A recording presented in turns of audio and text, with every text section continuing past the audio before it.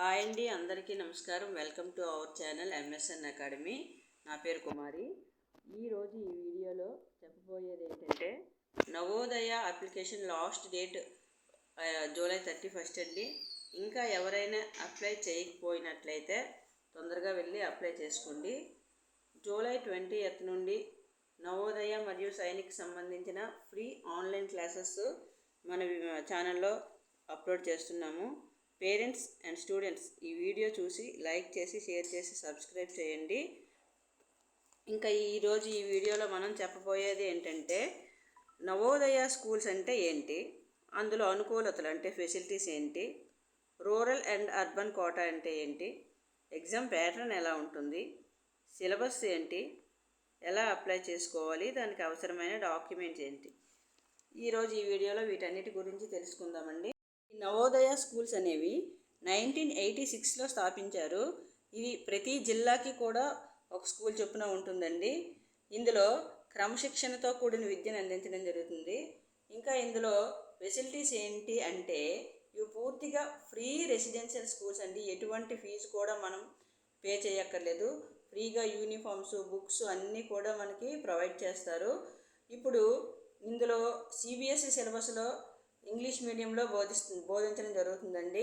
ఇప్పుడు మీరు చేయాల్సింది ఏంటి అంటే, మీ పిల్లల్ని ఈ నవోదయ సీట్ కోసం బాగా కష్టపడి చదివించి ఇందులో సెలెక్ట్ అయ్యేలా మనం ఎంకరేజ్ చేయడమే. ఇంకా ఇందులో రూరల్ అంటే ఏంటి, అర్బన్ అంటే ఏంటి, రూరల్కి ఎన్ని సీట్లు ఉంటాయి, అర్బన్కి ఎన్ని సీట్లు ఉంటాయని మనం తెలుసుకున్నట్లయితే, ఈ నవోదయలో టోటల్గా 80 సీట్స్ ఉంటాయండి. 80 సీట్స్ ఉంటాయి.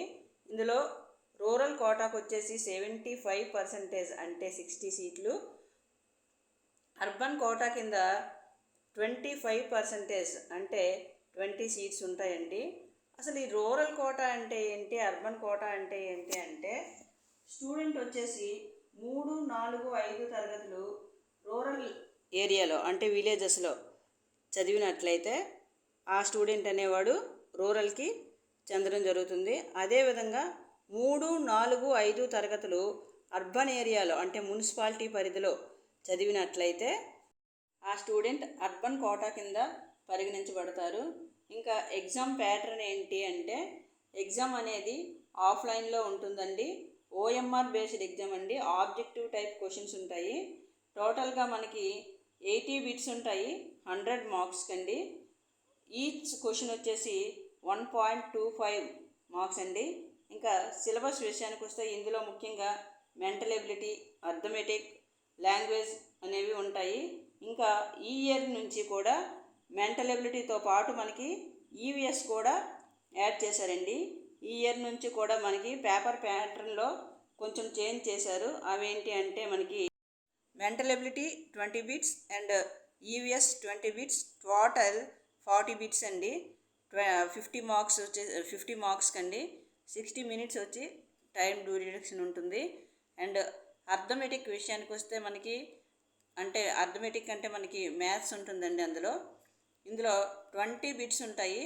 25 మార్క్స్ అండి. లాంగ్వేజ్ అండి. ఇప్పుడు లాంగ్వేజ్ టెస్ట్ అంటే మనం ఇంగ్లీష్ అయినా చూస్ చేసుకోవచ్చు, తెలుగు అయినా చూస్ చేసుకోవచ్చు. ఇందులో 20 బిట్స్ ఉంటాయి. 25 మార్క్స్ ఉంది. అంటే టోటల్ మార్క్స్ వచ్చేసి మనకి 100 మార్క్స్కి పేపర్ ఉంటుంది. టైం వచ్చేసి 120 మినిట్స్ అంటే 2 అవర్స్ అండి. ఈ విధంగా మనకి పేపర్ ప్యాటర్న్ అనేది ఉంటుంది. ఇప్పుడు మనకి దీనికి అప్లై చేసుకోవడానికి అవసరమైన డాక్యుమెంట్స్ ఏంటి అని అంటే, ఇప్పుడు చూసుకున్నట్లయితే దీనికి అప్లై చేసుకోవడానికి కావాల్సిన డాక్యుమెంట్స్ ఏంటంటే, బర్త్ సర్టిఫికేట్ అండి, and study certificate, Aadhaar card, residential certificate. ఈ రెసిడెన్షియల్ సర్టిఫికేట్లో ఒక్కొక్కసారి కూడా డొమెసైల్ సర్టిఫికేట్ కూడా అడుగుతున్నారండి. Caste certificate, income certificate, recent passport size photo అండి, and mobile number and email ID అండి. ఈ డాక్యుమెంట్స్ అన్నీ కూడా JPG ఫార్మేట్లో మనకి 10 to 100 KB సైజులో ఉండాలండి. ఇందులో ఇక్కడ చూపిస్తున్నాను చూడండి. ఇందులో అఫీషియల్ వెబ్సైట్ అనేది, ఈ అఫీషియల్ వెబ్సైట్లోకి వెళ్ళి మనం అప్లై చేసుకోవాలండి. ఇంకా దీని ప్రాసెస్ ఇంకెవరికైనా తెలియనట్లయితే నెక్స్ట్ వీడియోలో ఎలా అప్లై చేసుకోవాలనేది నేను అప్లోడ్ చేస్తాను.